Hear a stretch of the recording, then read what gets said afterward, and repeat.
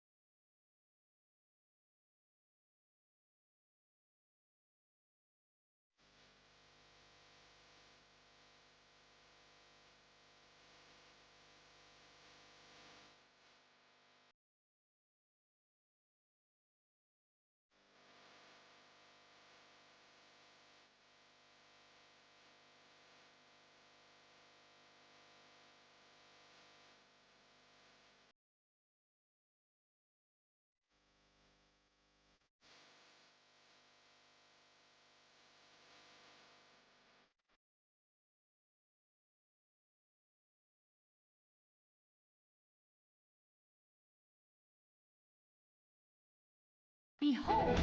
Disney Plus, Hulu, and Max. This is so cool. It's just the beginning.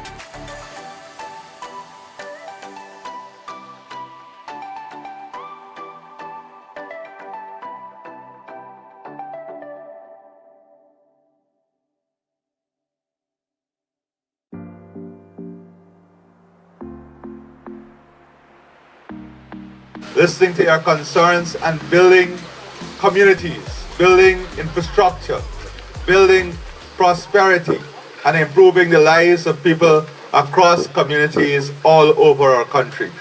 One of the things that is important to us is to get feedback on the investments we're making, because this year, 2025, we're going to focus heavily on community investment, ensuring that the investment is focused on people-centered issues in a greater way. And what do I mean? As we go across the country, we are hearing the stories of improved roads. We're now working on having everyone getting treated water, improved health care, better education, and a better standard of living. But there are some issues that communities are still faced with, some challenges that we have to address. And this is how development is. As we address challenges and as your life improves, there are other things that start to bother you. There are other focus of the community. There are things that irritate you. So you will want to ensure that you have good, reliable services.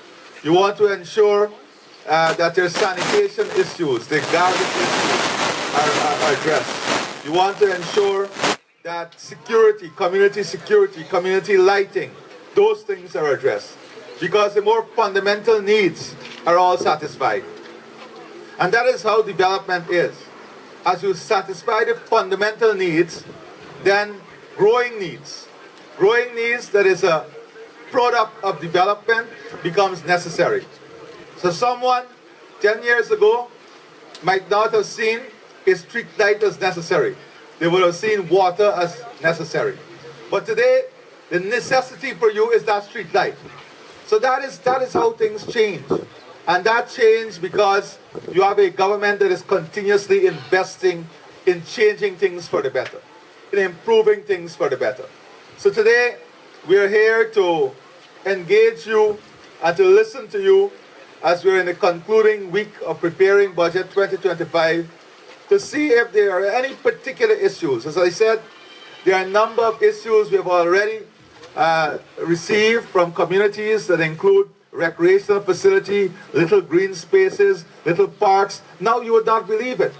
Many communities are saying our priority now is how we can plant these communities, how we can beautify the community. So these are the new issues that are emerging. In some communities, they say to us, we are happy that we have the increased pension, but can't we get the pension paid within the village itself? Can we get the pension paid at the NDC? So those are some of the things that we're addressing now, and we're focusing on how we're going to put more investment and more resources in the communities themselves, so that there is more responsibility from within the community. Because we are building a development path that also brings dignity and pride to people.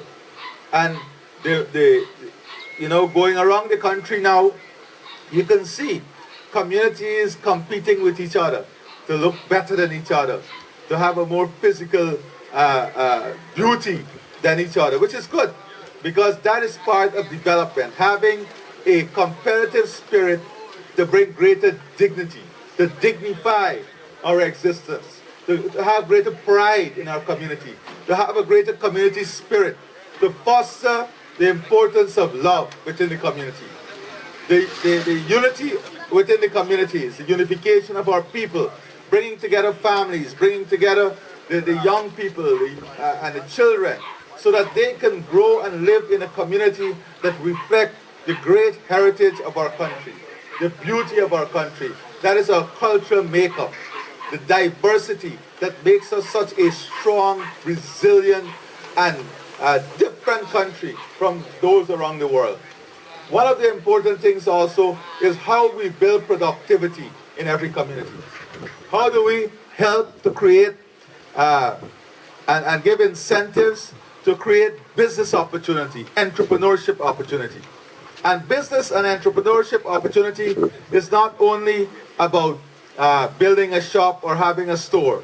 It is about the productive aspect. How do we identify small areas? And the world is changing. Today you don't need 50 acres of land to produce 10 tons of food. With technology, with innovation, in 5 acres of land you can produce the same amount of food that 50 acres might produce. So we're trying to build that resilience in every community. How we can identify opportunities that we can support through the Ministry of Agriculture, and that is our big area. Through tourism. The big thing that we're focusing now is agriculture. How can we ensure that the productive sectors in our country grow, and grow community by community? That is a focus that we are very, very much plugged into at the moment. So, as I said, I'm not here to speak to you very long. I'm here more to listen to you. But we have our three ministers here, and I'll give them an opportunity to share a few words with you on what they're doing on the East Coast, what they're doing in your community from their sector to support the development that is taking place. I want to also say to you that the focus of my engagement with you is community focus. But we know that some of you may have personal issues too. That is why we have brought an entire team, and the team is there on my right. They'll put their hands up, and we have all the sectors supporting them, and they will ensure that they take down all your personal issues. They will follow up on your issues. They will call you to ensure that your issues are fixed, and if it cannot be fixed, what you need to do. So all your personal issues you will need to take to them, because they need to gather that information for us. Are we together? All right, good. So now I'll start with the bishop on my right here, and he would start, and then we'll have Suzanne and Frank, and then of course the main part of today's engagement is to listen to you. Thank you very much. Morning. I'm very, very pleased to be joining. Mr. President, I think all of us here are very pleased to welcome the President to our area this morning. Because I can tell you all the kind things that you've said to us since we arrived, thanks to the road, thanks to this, thanks to that. It's not because Minister Jill decided to do that. It's because the President, in terms of his policy direction, in terms of the Cabinet's decision to improve your lives and your livelihood. We have observed that there are some outstanding things. We have a failure of this main road right here because of the trucks that have been coming through the community. My chief engineer and the other engineers are here. We're going to get that out advertised because we'll have to do some revetment. The other works that are coming across with the new highway that is coming, the 4-lane, will take care of the failures on the railway embankment and the bridge, which is causing you to go all the way around. We want to be able to get that done. The 6 projects that are being undertaken are going to be closed up in a matter of weeks, and we have highlighted that there is a need for some connections between one road to the next road so we could seamlessly do that, which are small patches, and we have picked up that since we are here this morning, and we will be able to continue to do that. The other issue that you raised earlier about the walkway into the school, we're going to put because one of the first things the President instructed his cabinet and myself as the Minister of Public Works is that the access to every school, hospital, health center, sports ground, police station, or any church or mandir or mosque must be the priority. Now, we had the walkway to the school, but now you've asked for it to become a driveway. And we are going to put in the culvert. We have already started the driveway. There's one utility pole to be removed. So within a matter of weeks, we'll be able to get that wrapped up. So you will be able to drive all the way into the school and into the community center. The walkway to the nursery school, the Ministry of Education is working on that. And the other issues there.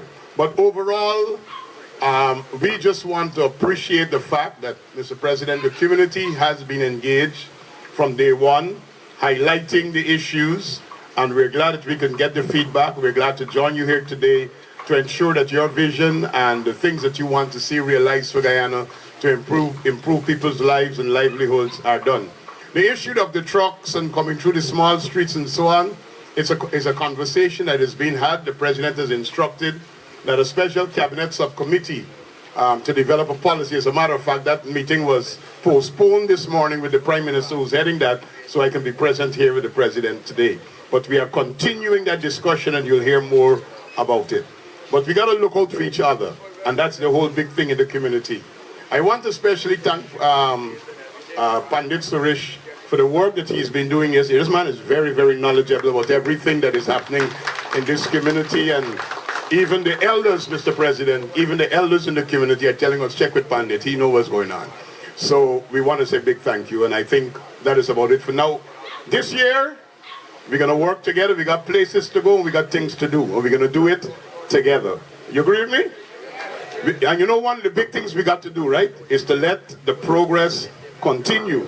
If you are happy about all that has been happening, and everything is not perfect, we'll be the first to admit that everything is not perfect, but it is far better than it used to be. The PPPC might not be perfect, but we are good for Guyana. Guyana develops, Guyana progresses, Guyana moves when the PPPC is in office. So in order for us to be able to do more, you got to be able to work with us and make sure we stay there and continue to do more. And the man at the head is the President, President Irfaan Ali. Thank you very much, Mr. President. Good morning. I'm very, very pleased to be joining you this morning. We had about an hour good conversation one-on-one with many of the residents here before you arrived, Mr. President, and I second the sentiments of Minister Edgil, who many people endorsed the progress that they have seen over the last few years and have commented on their satisfaction with the way that the country is going and the path to development that the People's Progressive Party Civic has laid out for this country. You all know that when President Ali speaks, it's almost as though he's speaking things into reality, right?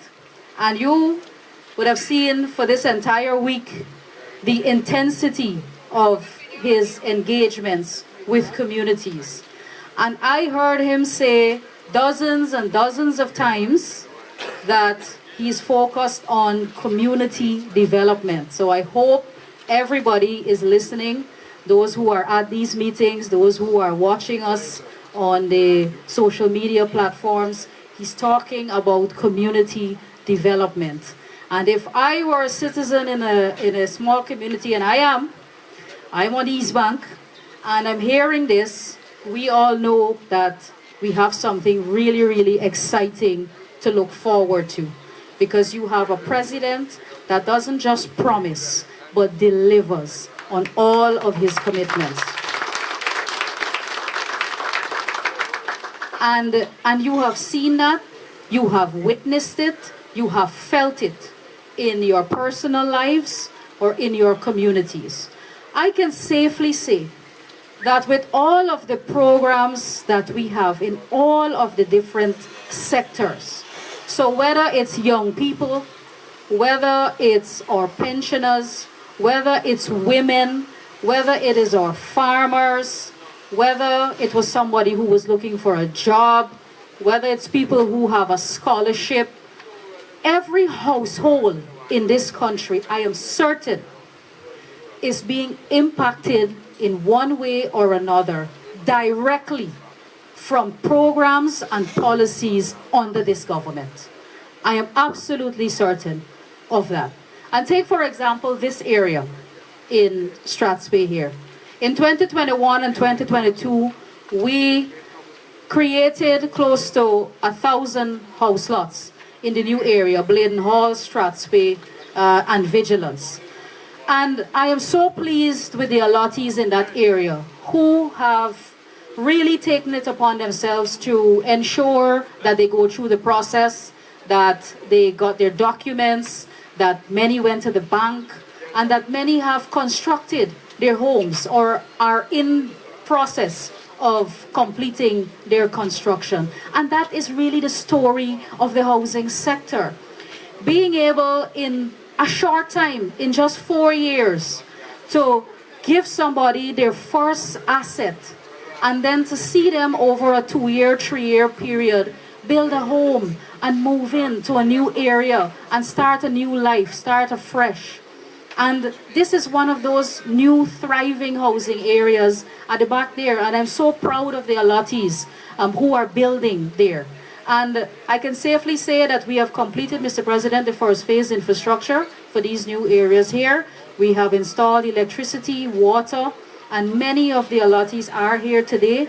They are in the process of building their homes. Some have asked for assistance with the steel and cement subsidy, and we will assist those who are still in the process of building or are about to start their construction. And this will be a model housing area behind here. And some of you raised also with me this morning about upgrading the infrastructure in there now because a lot of the homes are completed. So we will do a visit and take an inventory of those streets where we have, in keeping with your instruction about occupancy, and try to upgrade the infrastructure in this area so people can become even more comfortable. And I know you are receiving water already, but you can also look forward to increase water supply, level of service, and improve quality as well when we complete the upgrades that we are doing at the Friendship Water Treatment Plant, which is what feeds this area. So once the upgrades there are completed and the transmission mains are completed, because we are running new transmission mains to this area. So once those are completed within the next 2 or 3 months, you can look forward to improved water quality and a higher level of service in the new housing areas. So congratulations to all of those people who are in the new area. And we have some people from College Inn and so on here. And you know that we've started the work there to regularize.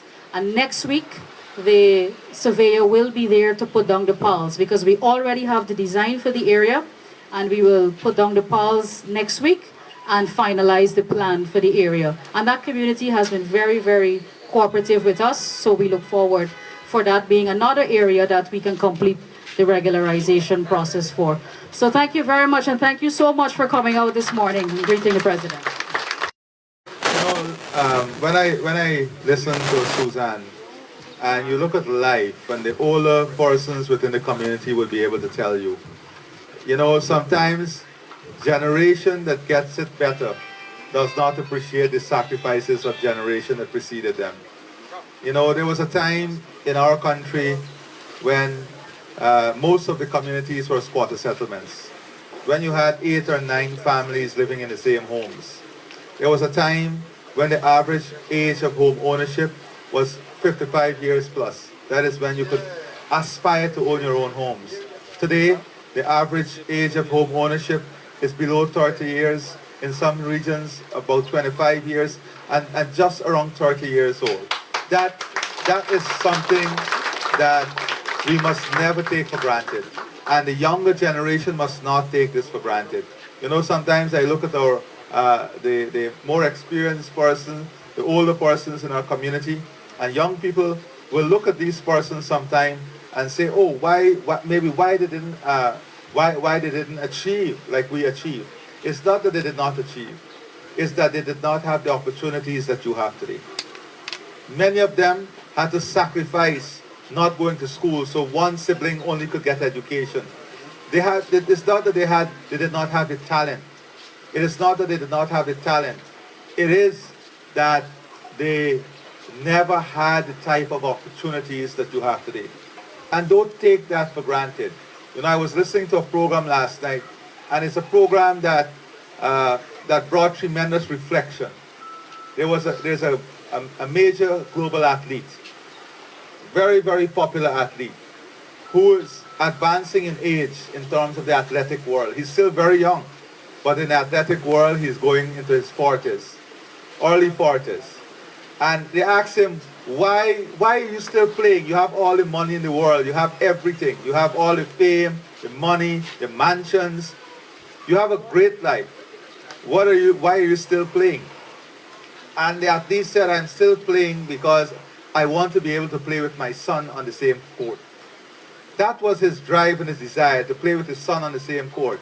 And then they asked his son, what would it feel like to play with your father on the same court? That's his desire. And the son said, I don't care about that. I don't care about playing with him on the same court. All I want to know is who's going to pay me the most money. That's what I'm going to play for. And that is a very, very strong analytical understanding as to how thinking and how the mind can destroy us. Here is it that a generation that made sacrifices is waiting for the generation to come to meet them at that place. And that generation has a total different interpretation of what life is.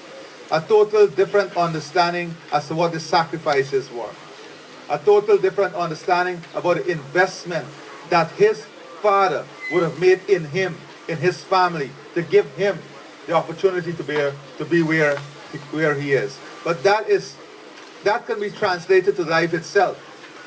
If we don't value things and value the development and value the policies and programs and value what is good for our community, and valuing is also acknowledging. Valuing is also acknowledging. So when people acknowledge that yes, the policies the government are pursuing, the policies are working for us, the policies that the government is pursuing is empowering us, it is creating greater wealth, it is creating prosperity, it is giving us a better chance of life. That is important. If we cannot build a society that does not have a value system. We cannot build a society that does not have a system that allow our people to appreciate what they have. You know, you could build all the infrastructure, but that infrastructure must be followed by everyone building their minds, their conscience, their thinking, building the way in which they interact with each other.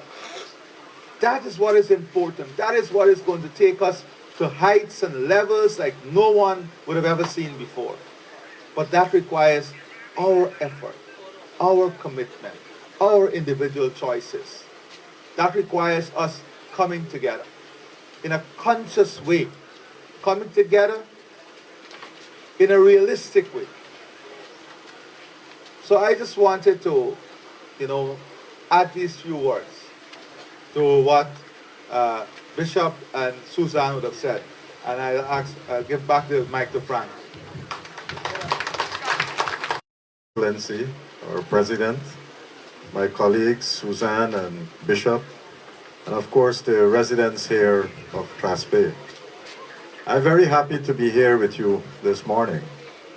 A couple of months ago, I was in this community at the school, and on that occasion, as President is talking about community and community interaction, on that occasion, one of the programs that the President asked us to roll out last year was to come to every community and to ensure that we test the eyes of older people, and if they have any problems, that we give them glasses. And if the problem is not about glasses, and the problem is that they have cataract, to make sure that we make a list and that we get those cataract surgeries for everyone. And also, when we came, we were also able to test the eyes of young people, 18 years and younger, so that if they're going to school and they have an eye problem, we can give them a spectacles so that they can see properly on the board. Amen. Now, what does this program signify? Here we had a very big turnout. We had close to 100 and something people that came and benefited from the program.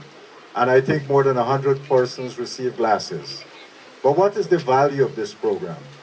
When President spoke about interaction and working with communities, this is how we work with our communities. This is how we find people in our communities that need services. Prior to this, a program like this did not exist, or you would have had to come to the hospital to be able to get this type of service. Instead, we are bringing the service into your community so that we can make sure that people are served. Amen, amen. And another very important program that the President has started is one that deals with school health. And we want our children to grow up and be healthy and happy and live a long life. Because this country, we have a lot of prosperity that is happening, and we want to ensure that our children would enjoy that prosperity to the maximum. Right? You all agree? Amen. And one of the things that the President said, let us do a school health program. Before, when we talk about school health, we used to go and talk about, well, you need to eat this or you need to do that. That's not what we're doing. What we're doing now is every single child that is at nursery school, we're checking the ears, we're checking the eye, we're checking the mouth to see if they got any dental problems. and we do a general checkup for them. And if we find anything wrong, then we bring them in to the facilities that we have, and we try to fix those problems. So it's not waiting until the complications of these things develop. We are actively going out, searching for the issues and fixing them. Last year we were able to screen more than 20,000 nursery school children. And in addition, we start screening primary school children. And we did more than 17,000 primary school children. And it's making a big difference. So when you hear about these programs, when your children come out and tell you, well, you know, the doctors are in the school or the nurses are in the school, please support it.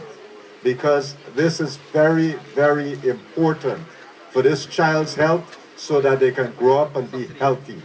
Another thing that we've been doing, we want to ensure that all our children, that they get good vaccines, right? Because when they get vaccine, it protects them against diseases. And right now, we are giving vaccines to protect our children from 19 different diseases. 19, right? This is a big investment that the government is making.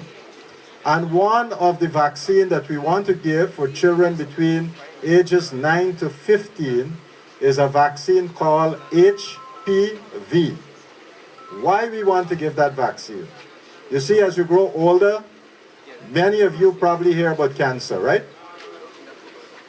And one of the cancers that are affecting women is a cancer called cervical cancer. And with this vaccine, if the child takes the vaccine between 9 and 15 years of age, it can prevent the cancer from happening to this child. Do you want your children to have cancer?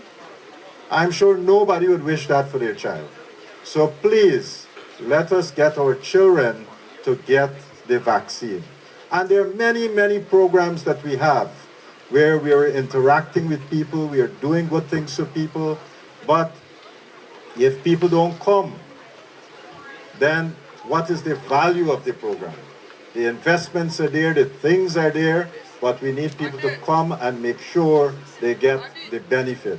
For older people, of course, we want to make sure that if you got sugar or you got high blood pressure, that we can manage it properly, right? And therefore, we can prevent people from getting complicated. But please come to the clinic. Now, while we're doing that at the community level, and I know President is talking more about community interaction, I want to also emphasize that there are some big things that the government has been investing in. And I want you to know this, because before, many of our hospitals were not in a very good state. And this president, one of the things that he has been doing is putting a lot of investments so that we can build new hospitals. Before, you never had a proper hospital on the East Coast. There was a place at Nabaklis called C.C. Nicholson. But really, it wasn't a real hospital per se. They had a couple beds upstairs, but never functioned like a proper hospital. Right? And if you want to send patient there to overnight or so, never work. And that's years. Right? Now, President is putting the resources, and we've started to build a brand new hospital at Enmore. Right? And when the hospital finish, you don't gotta go to town. Because you can go right there, you'll be able to do surgery right there. So if somebody needs some surgical operation, we can do it at Enmore. If somebody needs to deliver a baby, you go Enmore. You don't gotta go to town. Because it got modern delivery things that are going to be there. Right now, if you got to do a CT scan to check, see if some bone or something break, you gotta go to Georgetown Hospital. Might have a long line because you only got one CT scan at Georgetown Hospital. Now you can get your own CT scan at Enmore. Right? Labs, everything would be here. So you see the services are going to improve significantly. And you ain't gonna wait long. In a couple months' time, we're going to open this hospital so that you can benefit from the service. Isn't that a good thing? That bring it home too, like long time.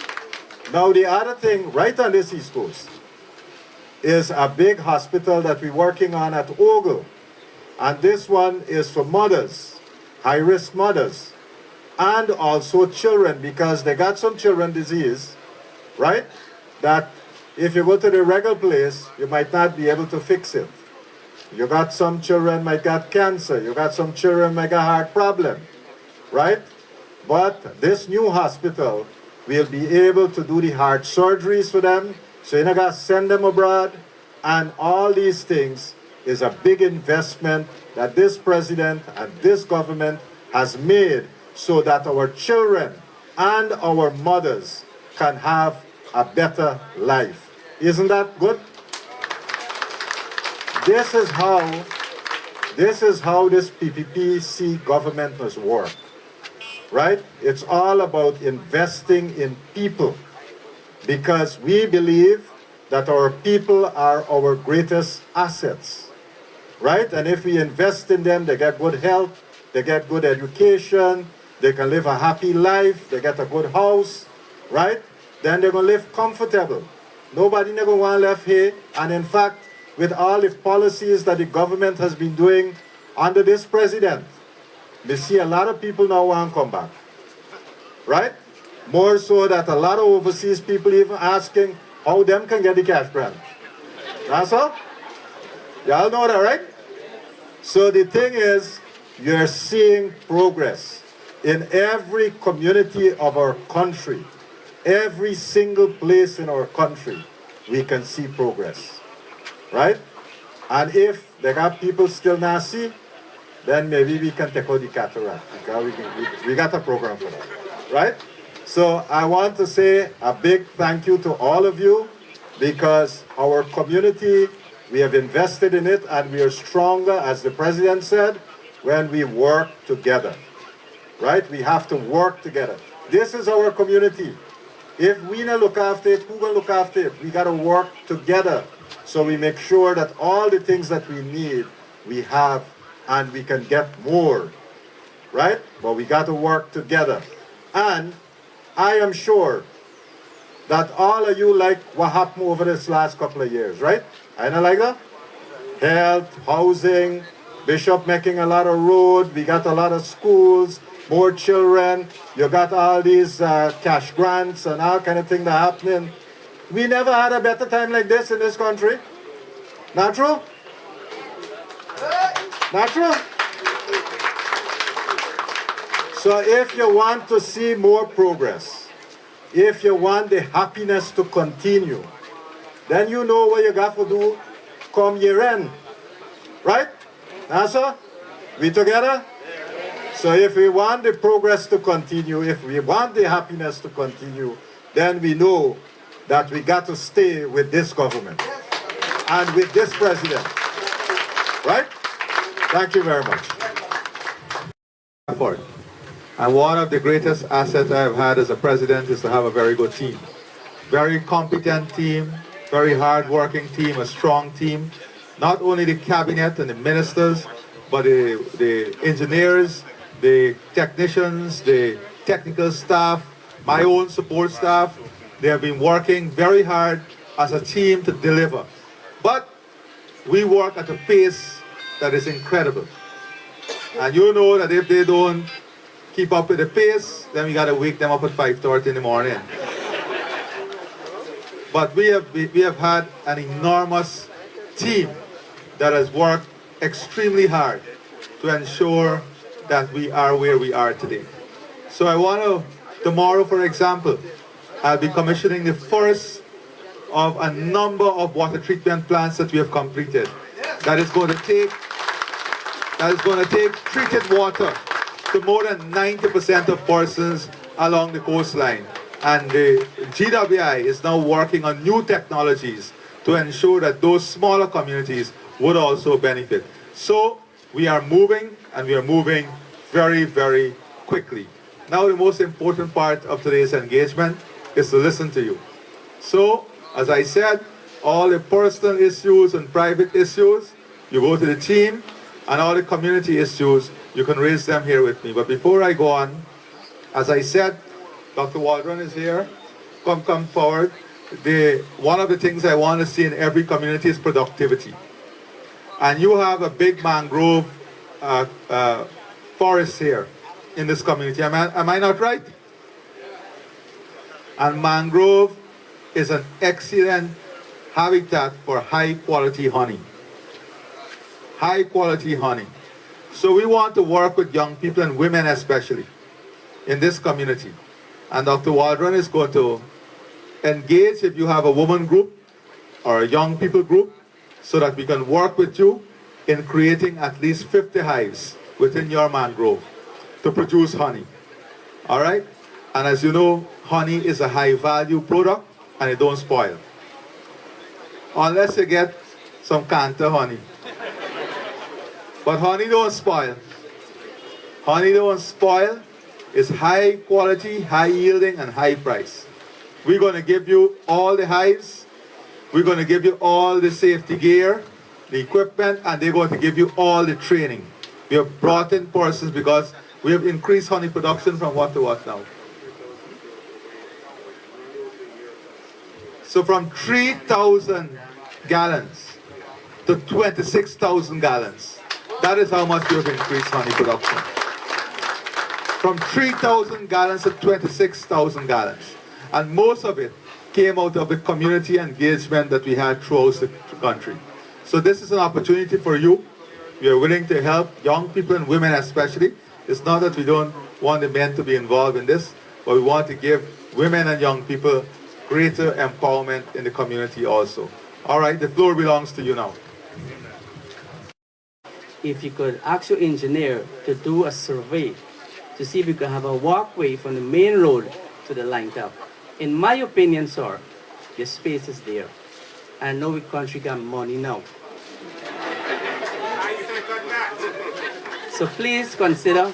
Secondly, sir. Let me answer that. You see what I tell you about development? And you have a misconception. You're a pastor. Yes, no, you know that. The Lord gave me a vision. But the pastor knows that the good books speak about false promises and false prophecy. When the good books speak about false promises and false prophecy, it is not only in the context of the spiritual and religious realm. It is an instruction to mankind that in our daily lives, we must also be wary of false promises and false prophecy. Because they're individuals, tell me when I'm going wrong, Pastor. They are individuals that would lead us down a path of falsehood. Now, it is true that our country is getting more revenue. It is true that the revenue will grow rapidly in the future, but we are not at the point where all the headlines and these individuals will wishfully make you think we are. That is that we are flush with money now. Only 30% of the budget is financed from resources from oil. But more importantly, we can go down the same journey as many failed oil states if we take all of this money and palawe it now. If we take all this money and spend it out now, what you have to do with this money is to invest it to improve the quality of life and also invest it to expand and open up new opportunities. That is why we are building all these new farm-to-market access roads. We're opening up new lands for production. And I just gave an opportunity for persons to become empowered and earn more money and increase their disposable income with the honey production. So, Pastor, you're correct. We are getting more revenue, but you see, the expectation of people changes too. From wanting water, to wanting school, wanting road, to wanting street lights, and now walkway aside, which is good because we must have aspirational goals. And we are going to look at it, but I can't promise you that we're going to do it now because every community will come and say, we want a walkway, a sidewalk for the kids. Now, in all the new designs, where possible, we have to do this. Now, and that you raise an important point. Some people will walk around and say, well, what people going to do? They eat the road? That is the level of ignorance that you have to confront. Every time you build a road, you go through the country. Why you think the road, you just complain about heavy trucks coming in? You go to every single road. From the time the road is completed, everybody complain that heavy trucks coming in and people speeding. Guess why? Because with that road, people start to improve their properties. People start to rebuild their homes. People start improving their fence. People start building their drains. Isn't that true? And with that road, people start buying a vehicle. But that does not justify abusing the road. That is why now we have to put the safety mechanism in place on all the roads. And that is why we're working on a community safety plan. When we speak about a community safety plan, it is not only about the police stations and the police outposts and community policing. It's about the safety of life itself. The care that we take with life itself, the way in which we use the infrastructure in the community. So Pastor is right. But I can assure you that we're going to look at it and we're going to work with you on having it. Right? I know I'm giving you back the mic, but I just wanted to address this issue with you, right? May the Lord make his face to shine unto you and be gracious unto you. Amen. President probably been going to Sunday school. And one guy. It requires a common understanding of our spirituality. Amen. A common Amen. understanding of who we are, mere human beings. Amen. Thank you very much, sir. Nothing superior, but mere all of us. One thing we have in common. We are all basic Human beings. All right, I just have three points. I made the first one. Regarding the first point I made, all the community and the East Coast that comes from Enmore, they actually passes through here. So I'm sure they would appreciate that drive, a walkway from the road to the line. Please consider that. Secondly, I would like to put in your budget garbage trucks. Currently we have garbage tractors and the garbage is falling down and the road is not healthy. Please consider that. And in closing, the Vigilance Police Station, a house burned down there, a police house about 4 years ago. And the compound is in a mess. Bushes, garbage.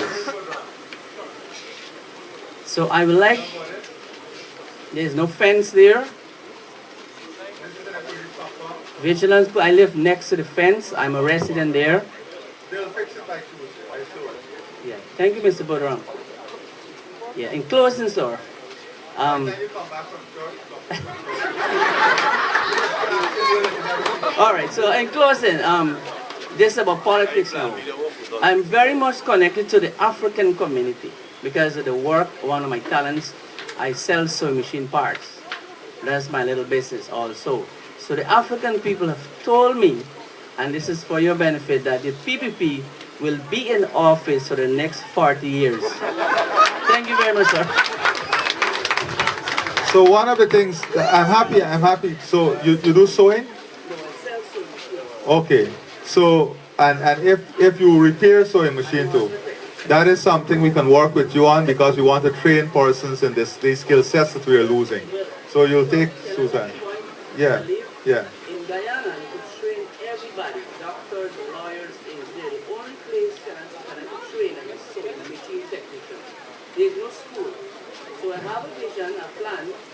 That's what I'm telling you. Talk to Susan. A place where we can open a sewing machine engineering school. Because a lot of You must know when you win, you know.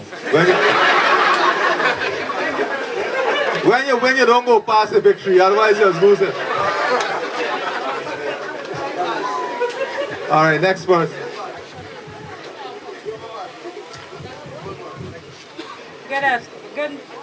Good day, everyone. Good day, Mr. President, ministers. Um, as an officer attached to Bladen Hall Secondary, I'm the education officer secondary, responsible for Bladen Hall Secondary. I have been on the study September to now, currently. And a kind request I'm requesting through Mr. President. I would like to see a stronger collaboration. You spoke about teamwork, which I am part of the team, and I believe in teamwork. I believe in strong collaboration, and I would like to see the agriculture sector to be more strongly collaborating with a school like Bladen Hall, where we have big, huge land space for planting, which I can also suggest that Bladen Hall School can supply simple vegetables to the community under different circumstances. And that is where we are going to have our young people, the teenagers, engaged there. So I'm kindly requesting that. Also, I spoke quietly to Minister Rodrigue. We need another hydrant to that school. We need more water and lights. Thank you. You're near Mala, right? All right. You're the regional education officer, right? Right. Nice. And you have this great idea, right? I'm very proud of it. Nice, nice, nice. Did you write the Ministry of Agriculture sort of engagement with them on this idea? No. I love the idea, but my question, my dear friend, is did you write or engage your colleagues in the Ministry of Agriculture? Oh, you see? That is what we have to start from. That is where we have to start. You don't have to come to a public engagement to make the requests. They're right within your reach. So you have to engage. And I'm happy, it's a great request because that is what we're pursuing. That is one of the policy. Where is Dr. Waldron? How many schools we already placed facility in? You hear that? So this is a national policy. We completed Region 6, Region 10. We're working in Region 3. And so you're hitting on an open door and you don't even know. So if they are written to and you engage them, I'm sure they're ready like yesterday to work with you. Am I right? This is like, it's like I'm in a cricket match and I got the two captains on one side and I'm asking this captain, how was the game? And this captain is saying, well, I haven't spoken to the captain over here. Yeah? I'm asking this captain, how was the game? He said, well, we are ready to play. And both of them don't know that both of them ready to play, but they're not telling each other they're ready to play. All right, so we can fix that. All right. Mr. President, the reason I have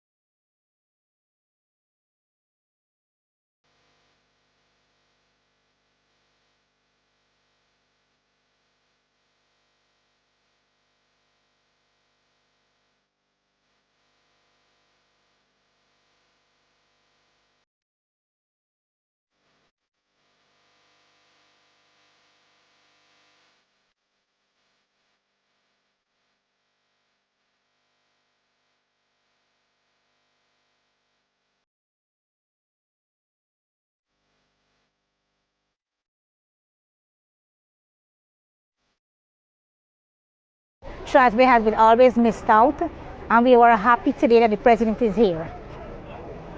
All right, I feel proud to be a Guyanese because there's always opportunity in Guyana. Guyana is very nice. It's wonderful, and the country development is going very fast, and there's always jobs, so we could never out of money. The country, and I really like President Ali very much and the work he's doing in our country. So I feel great that he's coming a second term and he's coming to our village today, and we are welcoming him to our village, and may he do more for our country. And yeah, thank you very much. Hi, good day. So I am happy to be a Guyanese, and I'm happy for the development that the president, these new initiatives that he would have taken on recently. Presently, we have a new community has been developing over the railway embankment. We've seen a lot of development in our community also. I think they are doing well, and I think they'll do better in the future. Right? She can tell you when she's ready, right? Okay. You go ahead. Yeah, in my life living, the best president I have seen is President Irfaan. The amount of things I see do right across the country, it is lovely from kids to the elderly. Very lovely in my eyesight. Every area I go, I see the president doing great development, and he helping a lot of people. And me as a disabled man, I haven't gotten any help yet, but I know it is very close because people working with me. So I am thankful for my president. I'm thankful for everything that he's doing across the country, and I'm very blessed for it. So one thing I would like to commend the government on is providing scholarships for young people through the Gold program. Currently, I am doing a Gold program. I'm doing a six month program on nutrition. And I think the amount of opportunities that young people have through this program, I think this is very good, and I think we should capitalize on these opportunities to further develop ourselves.